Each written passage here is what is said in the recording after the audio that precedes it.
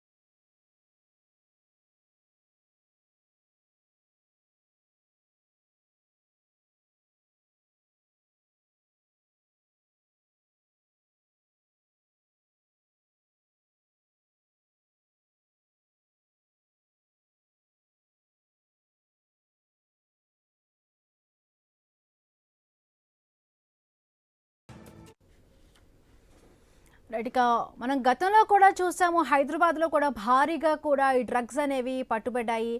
ఎక్కడ పడితే అక్కడ ఈగల్ టీం కూడా తనిఖీలు చేస్తోంది. అయినా కూడా డ్రగ్స్ అనేవి ఎక్కడ పడితే అక్కడ పట్టుబడుతూ ఉన్నాయి. న్యూ ఇయర్ సెలబ్రేషన్స్ కూడా మరికొన్ని 2 రోజుల్లో కూడా start అవబోతున్నాయి.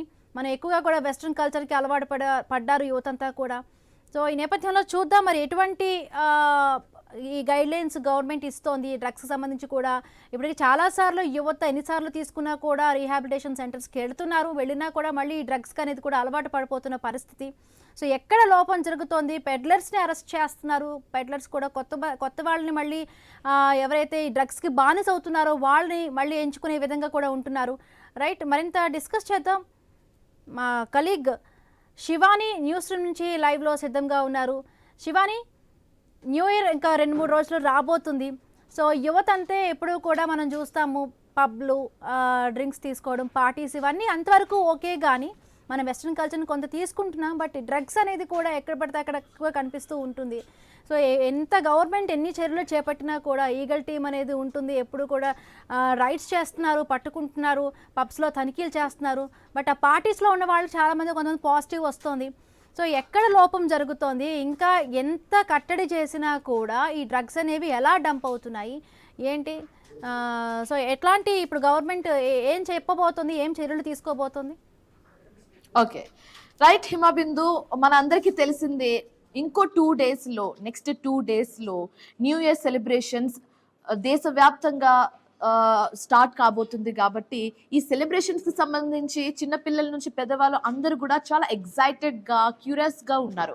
So new year celebrations అంటే జనరల్ గా ఫ్యామిలీ మెంబర్స్ తో ఫ్రెండ్స్ తో జోవెల్ గా ఉండి సెలబ్రేట్ చేసుకోవడం అనేది ఇంతవరకు మనకు తెలిసిందే. కానీ కొంచెం ఒక్క స్టెప్ ముందుకెళ్ళి కాలేజ్ స్టూడెంట్స్ కానివ్వచ్చు, లేకపోతే జాబ్ చేసే వాళ్ళు కానివ్వచ్చు, ఒక రిలీఫ్ కోసం అని వీక్ డేస్ అంతా కష్టపడుతున్నాము, వీకెండ్స్ లో రిలీఫ్ కోసం అని వెళ్తూ ఉంటారు పబ్స్ కి అండ్ అలాగే రెస్టారెంట్స్ కి.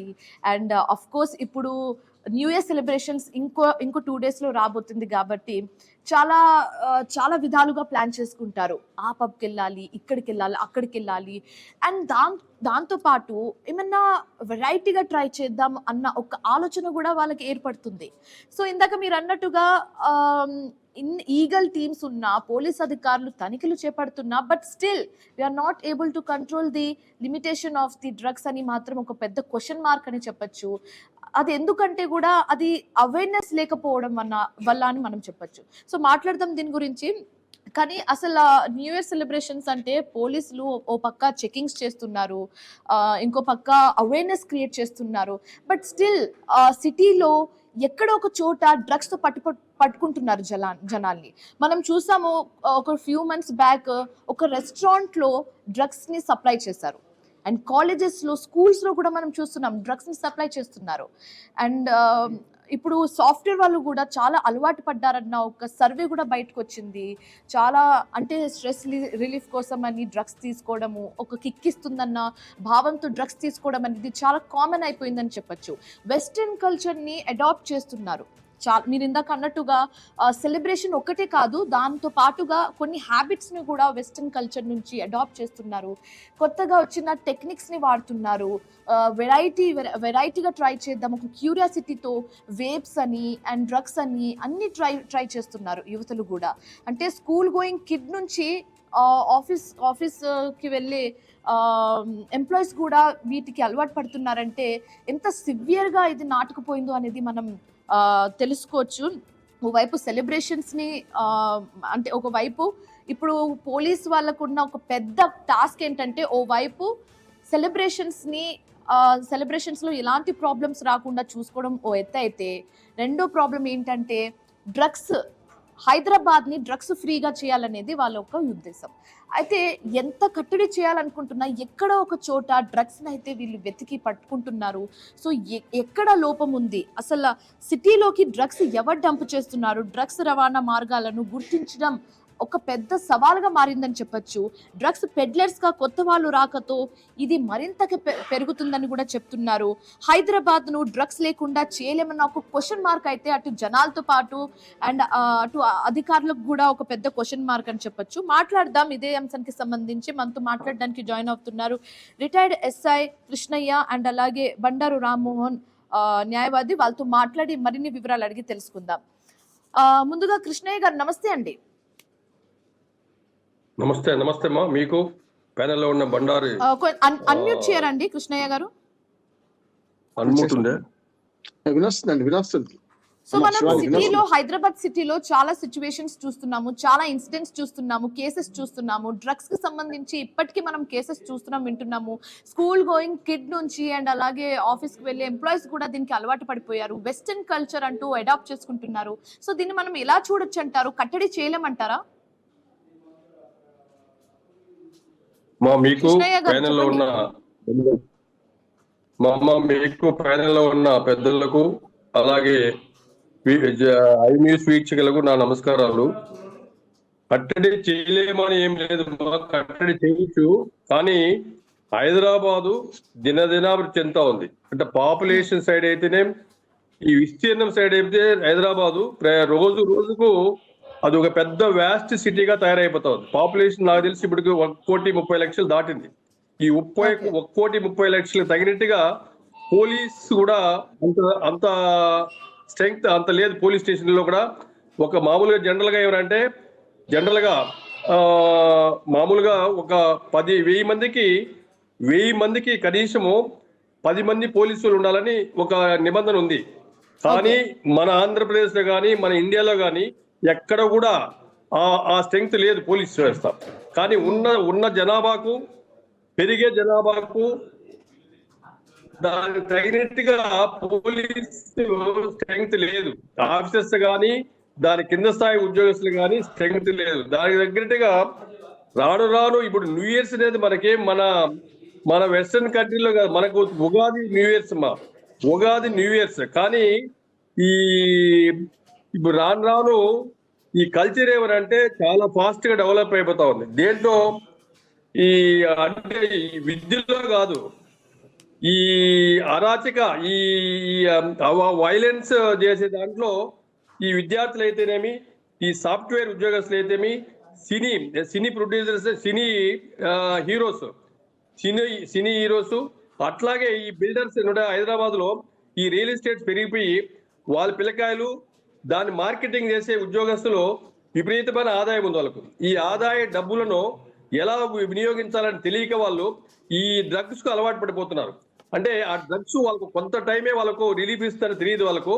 కాబట్టి ఈ డ్రగ్స్ కు రిలీఫ్ దాన్ని ఒక ఎంజాయ్మెంట్ గా దాని యొక్క పెద్ద వాళ్ళకు దాన్ని ఏమంటారు ఐ సొసైటీలో దాగితే ఐ సొసైటీ చాలా వరకు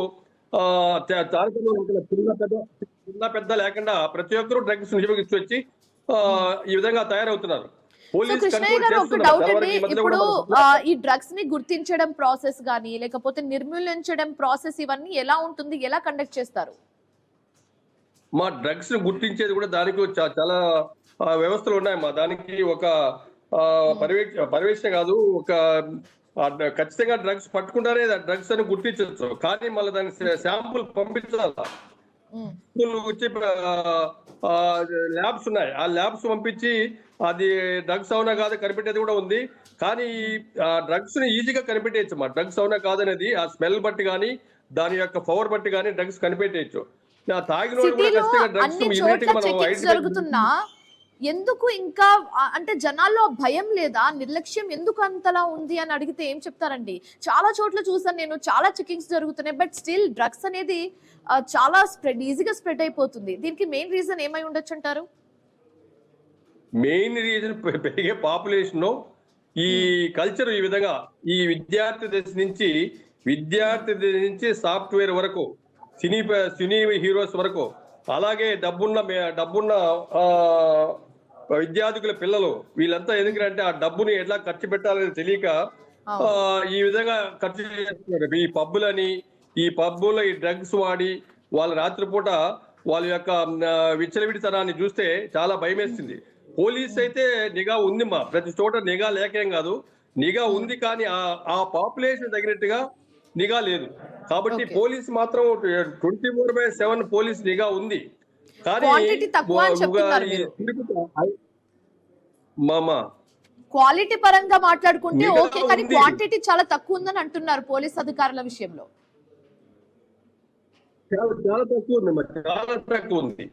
మన ఇండియాలో, నాట్ ఓన్లీ ఆంధ్రప్రదేశ్, ఇండియాలోనే తగిన పాపులేషన్ తగిన స్ట్రెంగ్త్ లేదు, దానికి తగిన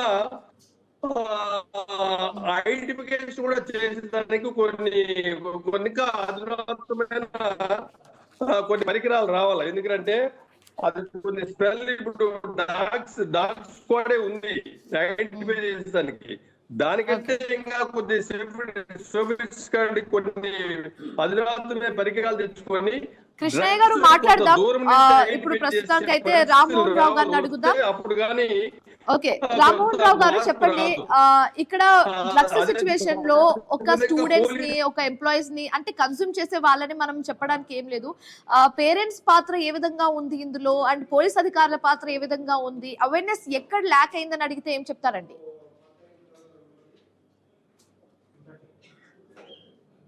శివాని గారు, మీకు అట్లాగే కృష్ణయ్య గారికి, ఐన్యూస్ ప్రేక్షకులకు నమస్కారం. ఇది కేవలం నిషేధిస్తే ఆగేది కాదు. 60లో 1960s లో సుప్రీంకోర్టు మాట అన్నది. అప్పుడు ఉమ్మడి ఆంధ్రప్రదేశ్ కాకముందు, అయిన తర్వాత ఉమ్మడి మద్రాసు రాష్ట్రంలో నిషేధం ఉండే మాదక ద్రవ్యాల విషయం కాదు, కానీ నేను మద్యపాన సంగతి చెప్తున్నాను. ఒక 4 మానవ బలహీనతలు నిషేధించి ఆపలేము. డిమాండ్ సప్లై సూత్రం ఉంటది కదా. ఎప్పుడైనా సరే జూదము, మద్యపానము, వ్యభిచారము ఇట్లాంటివన్నీ కూడా మనం నిషేధించి ఆపలేము. సామాజిక అవగాహన వల్ల ఆపలేము. ఎంతమంది ఇంటికో పోలీసులు పెట్టినా ఇది సాధ్యం కాదు. ఇది స్ట్రెంత్ తక్కువ ఉంది, కృష్ణ గారితో ఏకీపిస్తున్నాను. కానీ మద్యపానం ఎప్పుడు మొదలు పెడుతున్నారు? చాలా వరకు మేము ఒక సర్వే చేస్తే పిల్లలలో చూస్తే 12 ఏళ్ళు 13 ఏళ్ల పిల్లవాడు కూడా మద్యపానం మొదలెడుతున్నాడు. దానికి కారణం ఏంటంటే ఎన్నికలప్పుడు ఫ్రీగా వస్తున్నారు సార్, అప్పుడు తాగాము, తర్వాత మేమే కొనుక్కొని తాగాల్సి వస్తుంది అంటున్నారు. చూస్తున్నాం మనం గ్రామాలలో కానీ పట్టణాల్లో కానీ. మద్యపానం ఎప్పుడు మొదలవుతుందంటే ఎన్నికలప్పుడు ఫ్రీ మద్యం మంచినప్పుడు మొదలవుతుంది. అక్కడి నుంచి ఆ వ్యసనం, ఆ తర్వాత అలవాటుకు మారుతుంది, కొనుక్కోవాల్సి వస్తుంది. ఇక మాదక ద్రవ్యాల విషయంలో చూసుకుంటే నేను ఎప్పుడు ఒక సామెత చెప్తుంటానమ్మా, ఎప్పుడు కూడా మాదక ద్రవ్యాలను ఒక రైతుతో పోలుస్తున్నాను. ఒక రైతు తన పొలంలో ఎలుకలను నిర్మూలించాలంటే తన పొలం మట్టుకే చూసుకుంటే లాభం లేదు, పక్క పొలాల నుంచి ఎలుకలు వస్తాయి లోపలికి. కనుక సామూహిక ఎలుకల నిర్మాణం ఎట్లా చేయాలో మాదక ద్రవ్యాల నిర్మూలనకు ఇది అంతర్జాతీయ సమస్య. మన ఒక్క రాష్ట్రము హైదరాబాదు లేకుండా దేశం సమస్య కాదు, అంతర్జాతీయ సమస్య. కనుక ఇది ఏం చేయాలి? పొలంలో ఎలుకల నిర్మూలనకు సామూహిక ఎలుకల నిర్మూలన కార్యక్రమాలు రైతులు చేపడతారు. ఇది కూడా సామూహికంగా ప్రపంచవ్యాప్తంగా దీన్ని చేయాల్సిన అవసరం. మాదక ద్రవ్యాల విషయానికి వస్తే ఇప్పటిదాకా ఒక అభిప్రాయం ఏంటంటే కేవలం శిష్ట వర్గాలు బాగా డబ్బులున్న వాళ్ళు వాళ్ళే వలవుతున్నారని మాట వస్తుంది. అది అయిపోయింది. ఇప్పుడు గ్రామాల వరకు వ్యాపించింది. అంటే ఇవాళ విద్యార్థులలో కానీ గ్రామీణ ప్రాంతాల్లో కూడా హై స్కూల్ విద్యార్థులు కూడా ఇవాళ అందులో ఏముందో చూద్దామనే మోజు తయారైంది. ఉదాహరణకు మనం చిన్నప్పుడు చందమామ కథ చదువుకునే వాళ్ళం. అప్పుడు ఏంటంటే యువరాజును మీరు ఉత్తరం దిక్కు పోవద్దురా బాపు అని మంత్రి చెప్తే ఉత్తరం దిక్కు ఎందుకు పోవద్దు అని ఉత్తరం వైపుకే వెళ్ళేవాడు కదా. అట్లా ఇక్కడ ఏమైందంటే ఇది తప్పు అని చెప్తుంటే ఇందులో ఏముందో చూద్దామని కూడా చేసేవాళ్ళు ఉంటారు. నేను చెప్పాను కదా, చాలా సార్లు ఏమైందంటే ఫ్రెండ్స్ తో అని అలవాటై మద్యపానం అయిపోయింది. ఇంకా కొత్తతనం ఏం చూద్దాం అనుకున్నప్పుడు అదే క్యూరియాసిటీ, వెరైటీగా ఏదైనా ట్రై చేద్దామన్న ఒక ఆతృత అంటే ఉంటుంది పిల్లల్లో. అదేనమ్మా, అక్కడ ప్రమాదం అక్కడ మొదలైతుంది. అక్కడ మొదలైనకి ఏమైందంటే చవి చూస్తారు. దాంతో మొదలు మద్యపానం మన ఈ మాదక ద్రవ్యాలకు అలవాటు పడినవాడు పెడ్లర్ గా మారుతాడు. అంటే ఆర్థికంగా డబ్బులు లేవు కదా వాడికి, 1-2 సార్లు రుచి చూస్తాడు. చూసిన తర్వాత ఏమైంది, దానికి అలవాటు పడితే దానికి ఒక అడిక్ట్ అయిపోతారు. అయిపోయిన తర్వాత ఆ మొదటి స్టేజ్ లో పడేయచ్చు. కానీ ఒకసారి పెడ్లర్ గా మారిపోయింది అనుకోండి, ఆర్థిక అవసరాల కోసం ఏం చేస్తారంటే కొంతమంది యువతను పేదరికంలో మధ్యతరగతి యువతను కూడా వీళ్ళు ఏం చేస్తారు, ఆకర్షిస్తారు. మొదలు పెడ్లర్స్ గా మార్చడం కోసం ఎవరైతే మాదక ద్రవ్యాల వ్యాపారం చేస్తుంటారో వాళ్ళు ఏం చేస్తారు, మెల్లగా పెడ్లర్స్ గా మారుస్తారు. మార్చిన తర్వాత అయితే ఇలాంటి సందర్భంలో, ఇలాంటి సిచ్యువేషన్ లో పేరెంట్స్ ఒకవేళ వాళ్ళతో అటాచ్ అయి ఉంటే, వాళ్ళ దినచర్య మీద ఫోకస్ చేసి ఉంటే, ఒక ట్రాక్ అనేది ఉండుంటే ఇలాంటి వాటిని మనం అరికట్టలేము, మేబీ మినిమైజ్ చేయొచ్చు అంటారా? చెప్తానమ్మా, నేను అడ్వకేట్ కేసులు చేసిన వాటికి కూడా కానీ చెప్తున్నాను ఏంటంటే జువెనల్ కోర్టు కూడా చాలా మంది ఎందుకు పంపారు, బిలో 18 ఇయర్స్ 16 ఇయర్స్ పిల్లలు కూడా ఈ మాదక ద్రవ్యాలకు అలవాటు పడుతున్నారు. నేను ఈ మధ్యన ఒక ఊరికి వెళ్ళాను, ఒక పెళ్లి అయితే ఊరికి వెళ్ళాను. వెళ్లే ముందు సాయంత్రం వెళ్ళాను, రిసెప్షన్ ఉంటది కనుక సాయంత్రం వెళ్తుంటే అక్కడ బయట చాలా మంది పిల్లలు అంటే 16, 18, 16 ఏళ్ల పిల్లలు ఆడ మగ కూడా మెల్లగా రోడ్డు మీద అక్కడక్కడ కనపడ్డారు. మోటార్ సైకిల్ మీద కూర్చోవడం, కల్వటల మీద కూర్చోవడం. ఇంతమంది సాయంత్రం వేళ ఇంతమంది ఎందుకున్నారు అని నేను ఎంక్వైరీ చేసిన ఆ ఊళ్ళో తప్పించడం. ఆయన ఏమన్నాడంటే ఏం లేదు సార్, మా ఊరు చెడిపోయింది, ఇప్పటికి చిన్న ఊరు 3000 జనాభా ఉంటే ఎక్కువ, ఒక 100-150 మంది ఎగట్ అయిన సార్ పెట్టాను. నాకు అర్థంగా ఏంటంటే వీళ్ళందరూ అక్కడ ఉన్నారు సార్, వాళ్ళ క్రాఫింగ్ చూసారా మీరు అన్నాడు. చూసినా అన్నాడు. ఏంటంటే పిట్టగూడు క్రాఫింగ్, 3 గీతల క్రాఫింగ్, ఇట్లా దీన్ని బట్టట ఊళ్ళోకి వచ్చే ఎవడైతే పెడ్లర్ ఉంటాడో వాళ్ళకి ఏ సరికి అవసరం, హెరాయిన్ అవసరమా, గంజా అవసరమా నిర్ణయించి చిన్న చిన్న పాకెట్లు అంటే 10 రూపాయలు 20 రూపాయలకు కూడా పాకెట్ తయారు చేసి వాడికి ఇచ్చిపోతాడు. రోజు పాల ప్యాకెట్ ఎట్లనో వాడికి ఇచ్చిపోతాడు. సాయంత్రానికి రేపటి దాకా మాత్రం ఉంటాడు వాడు. అందుకని నేను ఏమంటే గ్రామాల వరకు పాకింది. మేము లయన్స్ ఇంటర్నేషనల్ తరఫున మేము ఏం చేస్తున్నాం, లయన్స్ క్విస్ట్ అనే ప్రోగ్రామ్ అడల్ట్ మన ఎడ్యుకేషన్ ఒకటి ఇస్తా ఉంటాం. జనరల్ గా మాట్లాడదాం, రామ్మోహన్ రావు గారు మాట్లాడదాం, ఇదే అంశానికి సంబంధించి కంటిన్యూ చేద్దాం. కానీ ప్రస్తుతం మనతో పాటు ఇప్పుడు జాయిన్ అవుతున్నారు రిటైర్డ్ పోలీస్ అధికారి సర్వేశ్వర్ రెడ్డి గారు. సో సర్వేశ్వర్ రెడ్డి గారు చెప్పండి, పట్టణం అయినా లేకపోతే గ్రామీణ ప్రాంతాల్లో అయినా ఎక్కడైనా, రూరల్ అర్బన్ లేకపోతే సిటీ అయినా ఎక్కడైనా ఈ డ్రగ్స్ ని మనం చాలా ఈజీగా చూస్తున్నాము. డ్రగ్స్ కి సంబంధించిన కేసెస్ ని మనం ఐడెంటిఫై చేస్తున్నాము. సో ఎక్కడి నుంచి ఈ డ్రగ్స్ అన్ని డంప్ అవుతున్నాయి అనేది ఒక పెద్ద క్వశ్చన్ మార్క్. సో దీనికి సంబంధించి ఏం చెప్తారు మీరు?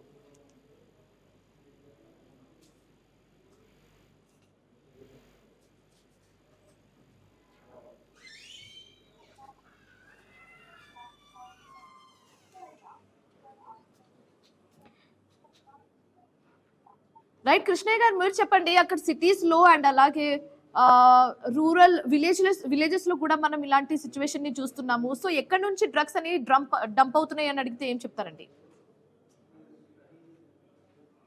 డ్రగ్స్ ఎక్కడి నుంచేమ్మా, ఇప్పుడు రామ్మోహన్ రావు చెప్పారు కదా, ఇప్పుడు ఈ డ్రగ్స్ ఎంత మనం పండించేది అది సైంటిఫిక్ గా తయారయ్యేదే. ఎక్కడైతే దాన్ని తయారవుతుందో అక్కడి నుంచి చాలా సీక్రెట్ గా గోప్యంగా ఎవరైతే దాన్ని సేల్స్ చేసి డబ్బు చేసుకోవాలనుకున్నాడో చాలా స్మగ్లింగ్ చేస్తాడు. ఈ స్మగ్లింగ్ చేస్తే ఇప్పుడు ఏం చేస్తాడంటే ఎక్కడైతే దీనికి అడిక్ట్ అయినారో వాళ్ళకి ఈజీగా సప్లై చేస్తాడు. అప్పుడు సారాయి సప్లై చేస్తాడు. సారాయి అయిన తర్వాత దానికంటే ఇంకా విలువైంది ఏంటంటే గంజాయి, గంజాయి కంటే ఇంకా విలువైంది అంటే కొకాయిన్ తర్వాత హెరాయిన్. ఇట్లా రకరకాలు ఈ రాను ఈ ఈ ఎక్కువ కన్జ్యూమ్ చేసే ముందుకు ఎక్కువ అడిక్ట్ అయ్యే ముందుకు వాళ్ళకి మత్తు ఎక్కువ అవుతుంది. ఎట్లాంటిది రాను పెరుగుతూ పోతుంది. ఇవంతా ఇదే రామ్మోహన్ రావు చెప్పారు కదా, ఒకప్పుడు వాళ్ళు ఫ్రీగా ఇస్తారు, ఫ్రీగా ఇచ్చిన తర్వాత దాన్ని అడిక్ట్ అయ్యి దాన్ని ఏ స్థితిలో అన్నా ఆర్థికంగా ఉన్న ఆర్థిక బలమైన ఖచ్చితంగా ట్రాక్ చేస్తారు, అనుమానం లేదు. ఎందుకంటే దేనికైనా దాని అలవాటు తగ్గిస్తారు కానీ మత్తుకు అలవాటు పైపోతే అది అట్లే వాళ్ళకు దానికి ఒక అడిక్ట్ గా ఖచ్చితంగా మీరు ఎంత తల్లిదండ్రులు స్ట్రిక్ట్ గా ఉన్నా, పోలీసు వాళ్ళు ఎంత స్ట్రిక్ట్ గా ఉన్నా, దాన్ని కంట్రోల్ చేసే ఇంకా వ్యవస్థ సంస్థలు గట్టిగా ఉన్నా వాళ్ళు ఏదో రీతిని పోయి దాన్ని కన్జ్యూమ్ చేసి దాంట్లో వాళ్ళు ఎంజాయ్ చేస్తారా లేకపోతే మత్తుతో తోలులాడతాడా అది డిఫరెంట్. వాళ్ళు దానికి అడిక్ట్ అయిన తర్వాత వాళ్ళు ఎవరు దాన్ని తగ్గించచ్చే కానీ కొంత కంట్రోల్ చేయొచ్చు. కానీ పూర్తిగా ఎరాడికేట్ చేయాలంటే మాత్రం రామ్మోహన్ రాయ్ చెప్పినట్టుగా టైం పడుతుంది. పోలీసు కన్నా స్ట్రెంగ్త్ పెరిగి చాలా స్ట్రిక్ట్ గా ఫ్రీక్వెంట్ చెక్కింగ్స్ ఇప్పుడు రోడ్ ట్రాఫిక్ చెక్ చేస్తారు కదా ఈవినింగ్ మార్నింగ్, ఆ విధంగా ఫ్రీక్వెంట్ చెకింగ్ పెట్టి రాత్రి వేళల్లో కూడా ఎక్కడైతే ఈ స్టూడెంట్స్ కానీ ఈ సాఫ్ట్వేర్స్ కానీ ఈ జులైగా తిరిగే వాళ్ళు కానీ ఎక్కడైతే గుంపులుగా ఉన్నారో అక్కడ నిఘా పెట్టి ఖచ్చితంగా నిఘా పెట్టి వాళ్ళు చెక్ చేసి దాన్ని చెక్ చేసి చేస్తే కొంతవరకు అంటే పూర్తిగా కాదు కొంతవరకు కంట్రోల్ చేయొచ్చు. ఓకే ఓకే ఓకే సో ఇదే అంశానికి సంబంధించి మాట్లాడదాం కృష్ణయ్య గారు. సో ఇదే అంశానికి సంబంధించి మాట్లాడడానికి ప్రస్తుతం మనతో పాటు జాయిన్ అవుతున్నారు రిటైర్డ్ పోలీస్ అధికారి సర్వేశ్వర్ రెడ్డి గారు. సర్వేశ్వర్ రెడ్డి గారు నమస్తే అండి. నమస్తే, చెప్పండి. సో మనం చూస్తున్నామండి, సిటీ అయినా విలేజ్ అయినా స్కూల్ అయినా కాలేజెస్ అయినా రెస్టారెంట్స్ అయినా ఆఫీస్ ఏరియాస్ అయినా ఎక్కడ చూసినా ఇప్పుడు డ్రగ్స్ కేసు మనం చాలా ఎక్కువగా చూస్తున్నాము. దీన్ని అసలు అరికట్టడం పక్కన పెడితే అసలు కంట్రోల్ చేయలేకపోతున్నారు పోలీస్ అధికారులు అయినా లేకపోతే ఇటు పేరెంట్స్ ఎవరైనా కూడా కంట్రోల్ చేయలేకపోతున్నారు. సో హైదరాబాద్ లో ముఖ్యంగా హైదరాబాద్ లో ఈ డ్రగ్స్ అనేది ఎక్కడ నుంచి డంప్ అవుతుంది అనేది ఒక పెద్ద క్వశ్చన్ మార్క్. సో ఏం చెప్తారు మీరు? There are many ways to supply drug అమ్మా. ఇది ఒక మహమ్మారి లాంటిది. ఈ చదువుకున్న పిల్లలు కానీ సాఫ్ట్వేర్ ఎంప్లాయీస్ కానీ ఎవరీ సాటర్డే నైట్కి వెళ్ళి నూతన సంవత్సరం వస్తున్నాయి కాదు, నూతన సంవత్సరం ఎవరికమ్మది జనవరి 1 అనేది వెస్టర్న్ పీపుల్ బ్రిటిష్ అమెరికన్స్ వాళ్ళు ఎంజాయ్. బట్ వాడబోట్ ఎవరికి మనకు ఉగాది పండుగ అని చాలా చక్కటి పండుగ వస్తుందమ్మా. పచ్చడి పంచంగా పారాయణ చేసుకోవాలి. ఆ కల్చర్ మొత్తం ఫెస్టివల్ కి హ్యాపీ న్యూ ఇయర్ కార్యక్రమాలు పెట్టిండ్రు. దానికి పోలీస్ స్ట్రెంత్ పెంచాల్సిన అవసరం లేదు. నా పర్సనల్ యాజ్ పోలీస్ ఆఫీసర్గా స్టేట్ లో పిన్ పాయింట్ ఇన్ఫర్మేషన్ పట్టుకొని స్ట్రాంగ్ గా ఫిక్స్ ఇస్తే డెఫినెట్ కంట్రోల్ కాదని కాదు. మూలాలకు వెళ్ళాలి. గవర్నమెంట్ వచ్చేస్తాయి, గవర్నమెంట్ ఎవరు తీసుకుంటున్నారో ఆ ఇచ్చి కూడా ఎవరు తెలియదు. వీళ్ళు పట్టుకుంటే లాభం లేదు మాట, వాడిని పట్టుకోవాలి. ఇవన్నీ తర్వాత మెసేజ్లో వస్తాయి, తర్వాత ప్యాకేజీలో వస్తాయి, ఎయిర్పోర్ట్ ఫ్లైట్ లో వస్తాయి, ట్రైన్ లో వస్తాయి, రకరకాల